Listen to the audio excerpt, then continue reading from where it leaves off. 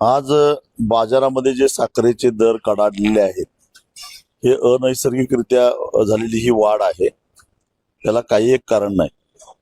कारण साधारणपणे मागणी आणि पुरवठ्याचा रेशो बिघडला तरच भाव वाढतात किंवा कमी होतात.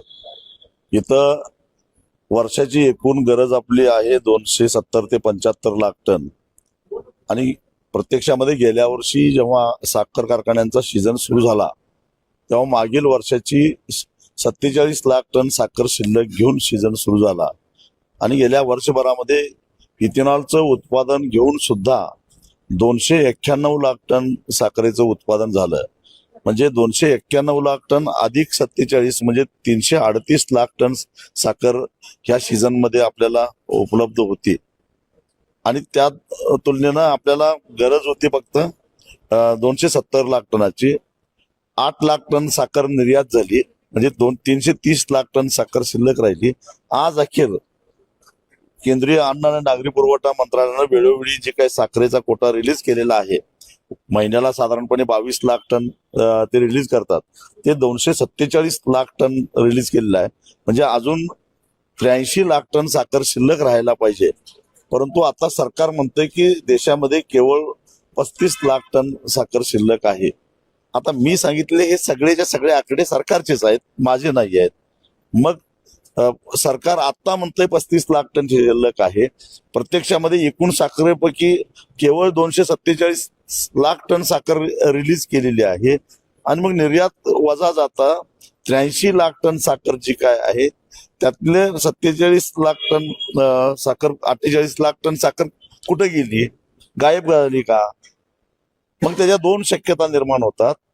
एक तर जो काही कोटा दिलेला होता ज्या त्या महिन्याचा, तो कोटा तोडून काही कारखान्यांनी कोट्यापेक्षा जास्त साखर पूर्वी कमी दरामध्ये विकलेली आहे, म्हणजे 3700 ते 3800 रुपये क्विंटल. आणि काही व्यापाऱ्यांनी ती खरेदी करून आपल्याजवळ दाबून ठेवलेली आहे. कारण अनेक साखर कारखानदार हेच व्यापारी आहेत, ते लक्षात घ्या. ते व्यापारी आता वेगळे कोण नाहीत, कारखानदार हेच व्यापारी आहेत. आणि म्हणजे इथं शेतकऱ्याला चुना लावायचा उद्योग केलेला आहे. आणि तीच साखर जी 3600-3700 रुपये क्विंटलनं खरेदी केली आहे, ती आज 6500 क्विंटलनं ते विकायला लागलेले आहेत. आणि हे सगळं याच्यावर नियंत्रण ठेवायचं काम केंद्रीय अन्न आणि नागरी पुरवठा मंत्रालयाचं असताना त्यांनी याच्यामध्ये काहीच केलेलं नाही. देशामध्ये 35 लाख टन साखर शिल्लक आहे असं केंद्र सरकार म्हणतं. त्यातली 25 लाख टन तर महाराष्ट्रातच आहे. मग उत्तर प्रदेशची साखर कुठे गेली, पंजाब हरियाणाची कुठे गेली, कर्नाटकची आणि तामिळनाडूची साखर कुठे गेली, आंध्रची साखर कुठे गेली? म्हणजे याचा अर्थ महाराष्ट्र वगळता इतर राज्यातल्या कारखान्यांनी जे काही रिलीज मेकॅनिझम होता तो स्वीकारलेला नाही आहे किंवा तो पाळलेला नाही आहे. आणि त्याच्याबद्दल कारवाई करण्याचा प्रयत्न केला गेला नाही. ह्या 48 लाख टन साखरेपैकी काही साखर व्यापाऱ्यांनी खरेदी करून दाबून ठेवलेली आहे आणि ते आता चढ्या दरानं विकून पैसा कमवत आहेत. आणि काही साखर 3 महिन्यापूर्वी जेव्हा सरकारनं साखरेच्या निर्यातीवर बंदी घातली, ती बंदी तोडून शेजारी राष्ट्राबरोबर आपले जे काही खुल्या व्यापाराचे करार आहेत, बांगलादेश बरोबर आहे, नेपाळ बरोबर आहे, पाकिस्तान बरोबर आहे, त्याचा गैरफायदा घेऊन चोरट्या मार्गानं साखरेच्या निर्यातीला बंदी असताना सुद्धा बाहेरच्या देशामध्ये पाठवून पैसा कमावलेला आहे. आणि मग बाहेरच्या देशामध्ये एवढ्या मोठ्या प्रमाणामध्ये साखर जात असताना आमचे केंद्रीय गृहमंत्री काय करत होते? त्यांची जबाबदारी, गृह खात्याची काही जबाबदारी होती का नाही?